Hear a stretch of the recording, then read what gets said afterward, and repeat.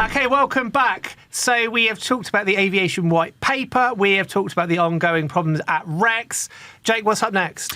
Well, on the subject of Rex still, we have we got some interesting news from Virgin Australia, because Virgin was the first airline to come in and say, in the statement from Rex's administrators, Rex's administrators said Virgin Australia is rebooking passengers for free. Very interesting.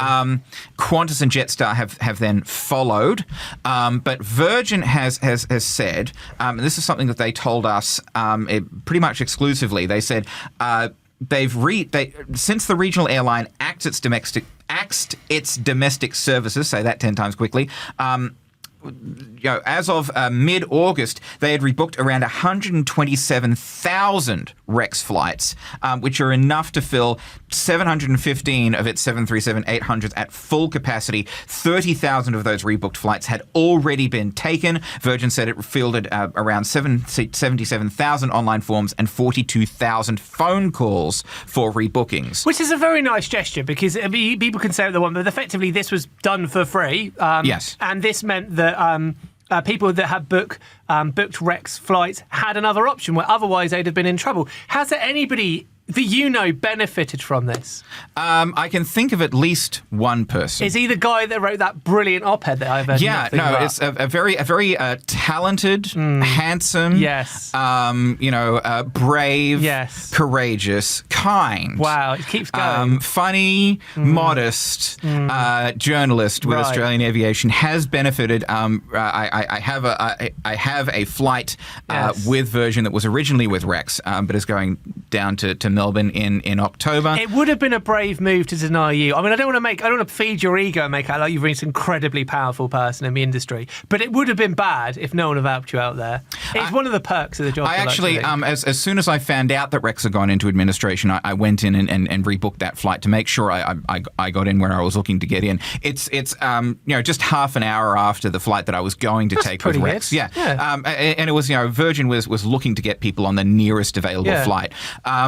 But what was funny was the email that I got, confirming that they'd refunded that they'd received my request was still said Bonza rather than Rex. So that was kind of a funny moment. But it's good on Virgin. Yeah. This is you have to think that and another thing, this is a lot of people who were looking to fly with Rex. Yeah. 127,000 rebookings with Virgin alone. You have to wonder how many Qantas and Jetstar were getting. Enough to fill, as Virgin said, 715 737-800s at full capacity. Which also shows as well is whether or not it was financially financially viable. People were booking those flights. Much like with Bonza. The actual thing was working. And with more marketing, and with more promotion, and more getting the word out that Rex was also doing these flights, maybe more people would have booked the flights. You'd have to think, because we've spoken on the podcast before. There was not a lot of advertising around these that we saw. Not a lot of marketing. We saw that marketing campaign about a week before Rex went into administration.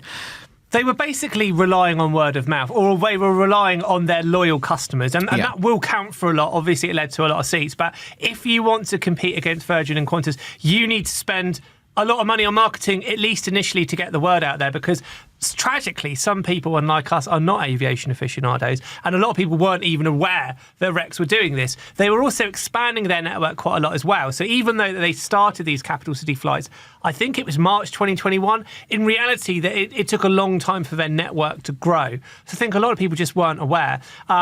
Michael Jones at ELA, he said that was the attraction for somebody to come in and buy Rex. You never know. It could well be the case that if Rex does continue, somebody does also keep limited 737 flights if they can get hold of the planes. It doesn't necessarily have to be over forever. Qantas is looking to do a fleet renewal, and you have to wonder how many former Qantas 737-800s are going to be knocking about. Are going to be hitting the mark. A great point that I made in my excellent op-ed. Oh, not this again. So on the subject of Virgin and regional flights, this is a much better segue. Adam. This is a much better segue than the one we had before into the. But we had some news a couple of weeks ago that Virgin has made a decision on its Fokker 100s.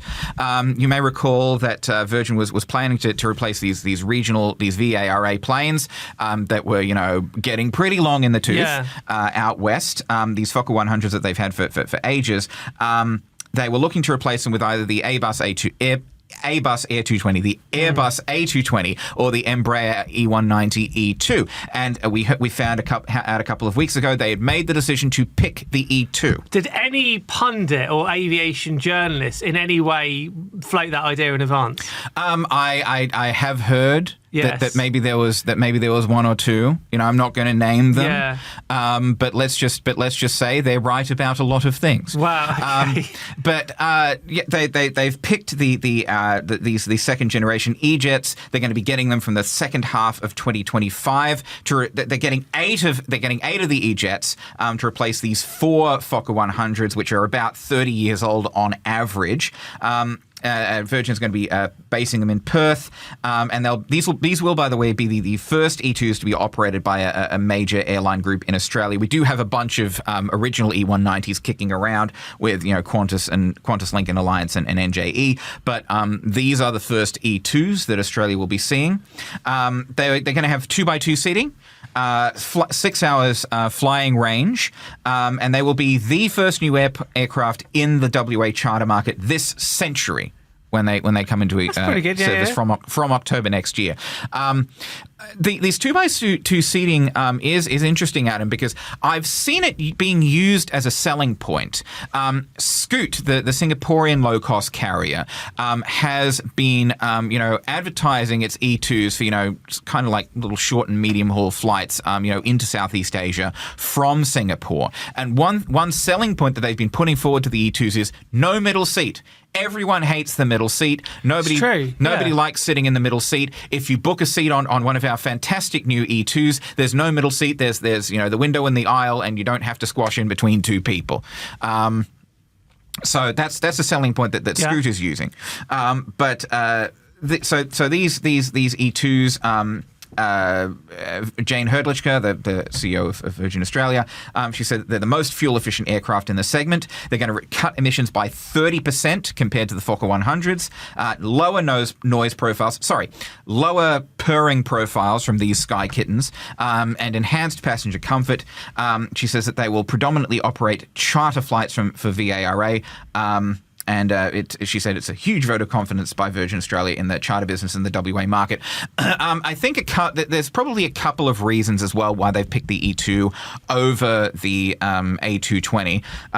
From what I understand, the E2s are better suited to the environment that they'll be operating in Western Australia. And it's likely that they probably are also just going to get the E2s sooner, because Airbus has a big backlog for the A220. Qantas has got 3 of them now, but I believe there's pretty substantial orders on the books for the A220, whereas the E2 has a much shorter backlog and will be available and flying sooner, so Virgin can start phasing out these Fokker 100s sooner. Oh, good news.